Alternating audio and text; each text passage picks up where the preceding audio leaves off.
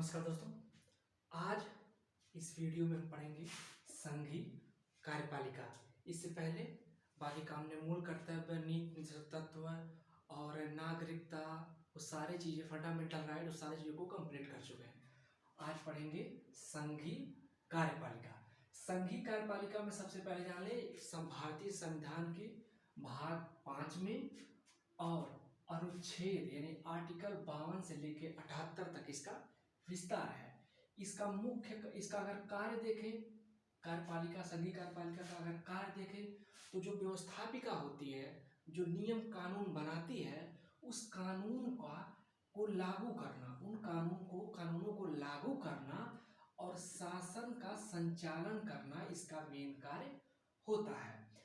अगर हम देखें इस संघीय कार्यपालिका में कौन कौन आता है तो राष्ट्रपति, उपराष्ट्रपति, प्रधानमंत्री, मंत्रिपरिषद और महान्यायवादी, ये लोग संघीय कार्यपालिका में आते हैं।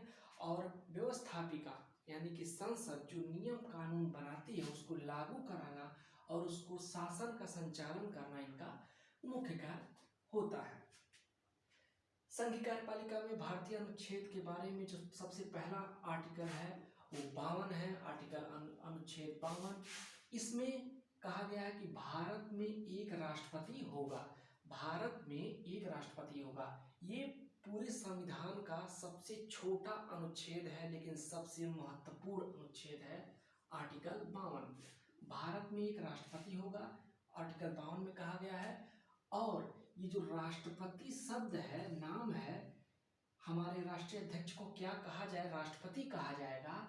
इसकी अनुशंसा जो है डॉक्टर श्यामा प्रसाद मुखर्जी ने किया था जब संविधान का निर्माण हो रहा था। अगला आर्टिकल जो संघीय कार्यपालिका से संबंधित है उसमें अगला आर्टिकल है 53। इसमें संघ की कार्यपालिका शक्ति के बारे में बताया गया है। संघ की कार्यपालिका शक्ति, इसमें ये बताया गया है कि जो संघ की कार्यपालिका शक्ति होगी वो राष्ट्रपति में क्या होगी, निहित होगी। वही राष्ट्राध्यक्ष होगा, उसकी जो भी शक्तियां होंगी वो सारी क्या होंगी, राष्ट्रपति में निहित होंगी। और उन शक्तियों का इस्तेमाल वो स्वयं भी कर सकता है या अपने अधीनस्थ, अपने नीचे के जो भी कर्मचारी होंगे उनसे भी वो क्या कर सकता है, वो करवा सकता है। अगला आर्टिकल 54 है। इसमें राष्ट्रपति के निर्वाचन से संबंधित बताया गया है, विस्तार दिया गया है। राष्ट्रपति का निर्वाचन, इसमें बताया गया है कि राष्ट्रपति का निर्वाचन निर्वाचक मंडल के द्वारा होगा। क्या होगा, निर्वाचक मंडल के द्वारा होगा। और इस निर्वाचक मंडल का गठन कैसे होगा, इसमें जो होता है लोकसभा यानी कि यहाँ पे देखिए इसका LS यानी कि इसमें लोकसभा, राज्यसभा, लोकसभा के निर्वाचित सदस्य, राज्यसभा के निर्वाचित सदस्य और लेजिस्लेटिव असेंबली यानी कि राज्य की जो विधानसभा होती है उनके निर्वाचित सदस्य, और यूनियन टेरिटरी यानी कि जो केंद्र शासित प्रदेश हैं उसमें दिल्ली और पौंडीचेरी, दिल्ली और पौंडीचेरी को भी शामिल किया गया है। ये पहले शामिल नहीं किया जा रहा था। 70वें संविधान संशोधन 1952 में भी इसके बाद से इसको भी क्या किया गया, राष्ट्रपति चुनाव में शामिल किया जाने लगा। ठीक है, 70वें संविधान संशोधन 1992 के द्वारा। और तो ये कंफर्म हो गया, लोकसभा के जो निर्वाचित सदस्य उसमें मनोनीत सदस्य नहीं आएंगे। राज्यसभा के जो मनोनीत सदस्य, क्योंकि हमने जानते हैं कि 12 सदस्य मनोनीत होते हैं, वो लोग नहीं इसमें शामिल होंगे, सिर्फ जो निर्वाचित होंगे वही होंगे। और लोकसभा जो राज्यों की विधानसभाओं के जो MLA होते हैं, जो निर्वाचित होते हैं, वो आएंगे। और यूनियन टेरिटरी में सिर्फ 2 राज्य, कौन, एक दिल्ली, एक पौंडीचेरी, दो प्रदेशों को राज्य के रूप में राष्ट्रपति चुनाव में शामिल किया जाता है। इनको मिलाकर ये सब वोट इसमें राष्ट्रपति चुनाव में निर्वाचक, ये सब मिलकर निर्वाचक मंडल बनाएंगे और उनके द्वारा क्या होगा, राष्ट्रपति का निर्वाचन होता है। अगला आर्टिकल अगर 55 देखा जाए, 55 में निर्वाचन प्रक्रिया बताई गई है। निर्वाचन प्रक्रिया कि राष्ट्रपति चुनाव में निर्वाचन प्रक्रिया क्या होगी, उसमें बताया गया है कि एक शब्द का प्रतिपादन किया गया है, अनुपातिक प्रतिनिधित्व की एकल संक्रमणीय मत प्रणाली। ये अक्सर पूछा जाता है कि निर्वाचन प्रक्रिया क्या होती है राष्ट्रपति की, तो आनुपातिक प्रतिनिधित्व की एकल संक्रमणीय मत प्रणाली होती है। इसमें क्या होता है, इसमें जो संपूर्ण संख्या होती है उसमें 50% से एक अधिक की आवश्यकता होती है, ऐसी पद्धति होती है। इसको डिटेल में समझा जाएगा, लेकिन फिलहाल इसका जो प्रक्रिया होती है, एक बेसिक से मतलब नॉर्मल जानने के लिए इसका नाम अनुपातिक प्रतिनिधित्व की एकल संक्रमणीय मत प्रणाली होती है। ऐसा फिलहाल इसमें हम इसको याद कर सकते हैं नॉलेज के लिए। फिलहाल अगला आर्टिकल है 56 में इसका कार्यकाल दिया गया इसके राष्ट्रपति का। देखिए राष्ट्रपति का कार्यकाल इसमें दिया गया है 56 में, और इसमें स्पष्ट रूप से कहा गया है कि जो वैसे तो 5 वर्ष होता है, लेकिन अगर वो जब जिस दिन पद ग्रहण करेंगे, शपथ ग्रहण करेंगे, उसी दिन से 5 वर्ष तक वो अपने पद पे बने रहेंगे, कौन, राष्ट्रपति। लेकिन पहले भी क्या कर सकते हैं, वो उपराष्ट्रपति को क्या कर सकते हैं, त्याग पत्र देके वो पद मुक्त हो सकते हैं, पद को छोड़ सकते हैं अपने। या दूसरा और तरीका है कि महाभियोग के द्वारा, अगर वो संविधान के अतिक्रमण के तहत अगर कोई भी ऐसा कार्य करते हैं जिसमें संविधान का अतिक्रमण होता है, तो उनको महाभियोग के द्वारा भी प्रक्रिया एक होती है, जो आर्टिकल आगे है 61 में, आर्टिकल 61 में यहाँ पे, तो इसकी इस प्रक्रिया के द्वारा भी इनको क्या कर सकता है, हटाया जा सकता है। अगला आर्टिकल जो है, इसमें अगर ये देख लें, हम संसदीय संघीय कार्यपालिका पढ़ रहे हैं। मुख्य रूप से 3 तरह की संघीय कार्यपालिका पाई जाती हैं, एक संसदीय शासन कार्यपालिका, एक अध्यात्मक शासन कार्यपालिका, और एक बहुल कार्यपालिका। देखिए संसदीय शासन प्रणाली जो ब्रिटेन में अपनाई गई और इसी का कॉपी करके हमने भारत में अपनाया है, और अध्यात्मक जो शासन व्यवस्था है वो यूएसए अमेरिका में इसको अपनाया गया है, जहाँ पे देखते हैं जो वहाँ के राष्ट्रपति होते हैं वही राष्ट्राध्यक्ष होते हैं, वही मुख्य रूप से होते हैं। और जो बहुल कार्यपालिका होती है, इसमें एक समिति होती है, कई लोग मिल के क्या करते हैं, वो चुनते हैं अपने हेड को। उसमें ये प्रक्रिया स्विट्जरलैंड में अपनाई गई है। फिलहाल मोटी मोटा ये नॉलेज होना चाहिए। फिर नेक्स्ट करते हैं, अगला आर्टिकल जो है 57 संघीय कार्यपालिका में, उसमें पुनर्निर्वाचन से संबंधित है।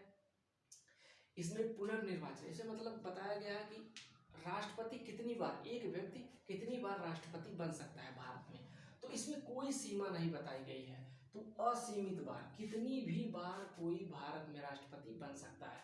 अगर हम अमेरिका की बात करें तो वहाँ पे प्रतिबंध लगाया है सिर्फ 2 बार, एक व्यक्ति सिर्फ 2 बार राष्ट्रपति बन सकता है। लेकिन इंडिया में क्या कर सकता है, कितनी भी बार बन सकता है, कोई सीमा नहीं है। आर्टिकल 58 की बात करें तो यहाँ पे योग्यता की बात की गई है। योग्यता में सबसे पहले बताया गया वो भारत का नागरिक हो, वो भारत का नागरिक हो पहला, वो 35 वर्ष आयु पूरी कर चुका हो। तीसरा है वो लोकसभा की सदस्य बनने की योग्यता रखता हो, और क्या, लाभ का पद धारण न किया हो। लाभ का पद धारण करने से संबंधित संविधान में ऐसा कोई लाभ का पद को परिभाषित नहीं किया गया है, लेकिन न्यायपालिका के द्वारा उसमें बताया गया जो भी पद आपको लाभ प्रदान करता है या लाभ प्रदान करने की संभावना होती है, वो लाभ के पद होते हैं। संसद उसको क्या कर सकता है, संसद के द्वारा उसकी सूची बनाई जाती है, कौन से पद लाभ के द्वारा है। जो भी पद लाभ की सूची में संसद डाल देगी वो लाभ के पद में होंगे, जो हटा देगी वो लाभ के पद से बाहर होंगे। तो ये चीजें हैं। और योग्यता में इसमें देखिए 50 सदस्य अनुमोदक के रूप में और 50 सदस्य प्रस्तावक के रूप में राष्ट्रपति कैंडिडेट बनने के लिए होने चाहिए, तभी आप उस चुनाव लड़ सकते हैं। 15,000 रुपये जमानत राशि जमा होती है, जो आरबीआई के पास जमा होती है, और जितना वोट पड़ेगा कम से कम उसका 1/6% अगर आप नहीं पाते हैं तो जमानत क्या कर सकता है, आरबीआई जब्त कर लेगा 15,000। ये चीजें तो मोटी मोटा हो गई इसकी योग्यता की।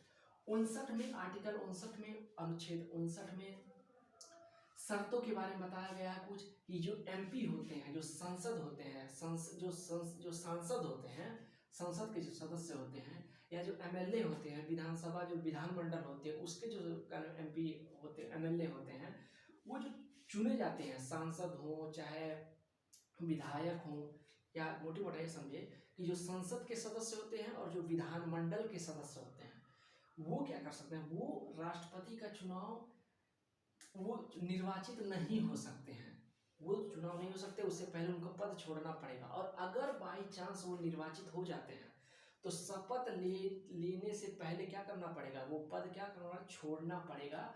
एमपी आपका या तो संसद के सदस्य हो या राज्य के विधानमंडलों के सदस्य हों, वो पहले पद छोड़ना पड़ेगा, ये शर्त रखा गया है। और आप लाभ के पद पे लाभ का पद धारण न किए हों।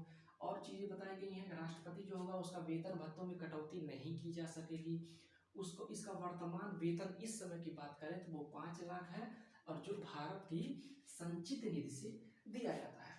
आर्टिकल अगर 60 की बात करें, 60 की बात करें तो इसमें शपथ ग्रहण की बात की गई है। इसको शपथ ग्रहण राष्ट्रपति को कौन दिलाता है, चीफ जस्टिस ऑफ इंडिया, जो सुप्रीम कोर्ट के मुख्य न्यायाधीश होते हैं वो इनको शपथ दिलाते हैं। या अगर ये नहीं है, मुख्य न्यायाधीश नहीं है, तो इनकी वरिष्ठता के क्रम में जो भी जज होंगे वो इनको शपथ दिला सकते हैं।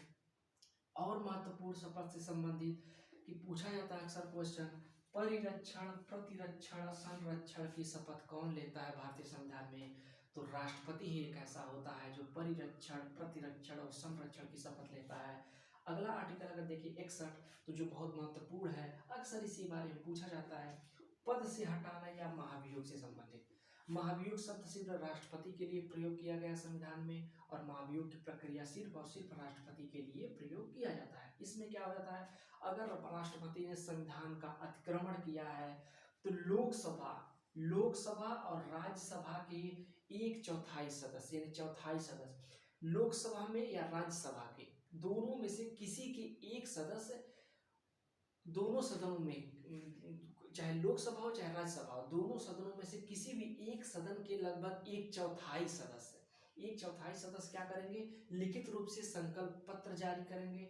अगर उतने सदस्य संकल्प पत्र जारी कर देंगे तो जिस सदस्य सदन में ये संकल्प पत्र लाया जाएगा, उस सदन में चाहे लोकसभा चाहे राज्यसभा, उसके 2/3 बहुमत से वो संकल्प पत्र प्रस्ताव पारित होगा और फिर अगले सदन में जाएगा। अगर लोकसभा में पहले लाया जाएगा तो फिर राज्यसभा में जाएगा, अगर राज्यसभा में पहले लाया जाएगा तो लोकसभा में आएगा, और फिर दूसरे सदन में भी अगर 2/3 बहुमत से वो प्रस्ताव पारित हो जाता है तो क्या होगा, ये इनको पद छोड़ना पड़ेगा, राष्ट्रपति को महाभियोग के तहत पद से हटे जाएंगे। और ये प्रस्ताव लाने के लिए 14 दिन की पूर्व सूचना आवश्यक है। राष्ट्रपति को 14 दिन पूर्व सूचना दी जाएगी कि भैया आपके खिलाफ महाभियोग प्रस्ताव लाने की प्रक्रिया शुरू होगी 14 दिन बाद। और इसमें भाग कौन लेंगे, लोकसभा के जो सदस्य और राज्यसभा के जो निर्वाचित और मनोनीत। देखिए इलेक्शन में जब राष्ट्रपति का चुनाव हुआ तो सिर्फ निर्वाचित सदस्य हो रहे थे, लेकिन जब इसको हटाने की प्रक्रिया अपनाई जाएगी तो लोकसभा और राज्यसभा के दोनों सदनों के निर्वाचित और मनोनीत दोनों सदस्य इसमें भाग लेंगे। तो ये हुआ संघीय कार्यपालिका का। हमने देखा 52 से लेके 78 तक इसका पूरा विस्तार है, लेकिन हमने 52 से लेके 61 तक पढ़ा। बाकी आर्टिकल, बाकी अनुच्छेद अगले वीडियो में इसको देखेंगे, क्योंकि वीडियो बहुत हो जाएगा बड़ा। अगले वीडियो में मिलेंगे, तब तक के लिए नमस्कार।